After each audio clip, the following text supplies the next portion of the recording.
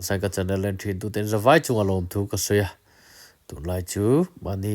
nalama kan boi ve wangin video thar poklo siam theilowa zanina ka thil mu thar zel ro sanga chan chin Facebook an post kalwa le a video ten lo da kalwa la video lo siam ngai ka ria karon siam do na ni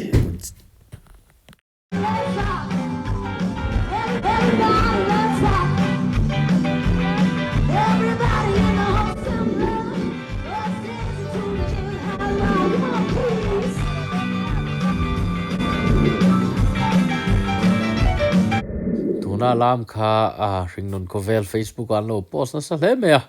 comment te po chiar nom lo tak tak a ma zero sa pathian la chau ka satong ti si amai ro chu nun cho pol le tuk pathian la chau sak tum si kha laf songa pathian la lawa tui puya nunin thup nei nun lem nei ni ti te khan comment na rom post a siama amai ro chu azel ro sanga hi a hun le a hmuna hi rom thiam ani love song saloma sela love song nge tiang lama lo tui ve ni chuan Christmas charity dinner ani ya chu wangin zel ro sanga hi social tura ke chu ngai lo a hun le hmuna ta hi ni ti mo mu plat sela in ti lam du lo in ti polai du lo sela medium te po lo viau zok the ni chu wangin kan sui du zong te kan control du tan zong te po hi kan ril ru te po hi dik lo ve the ni ti ka are sa khai ka watan me ma ka va sui moi wang po ni loin a hun le muna hian mi hring ka in siam rem thiam ben mi finger lo ni mai ni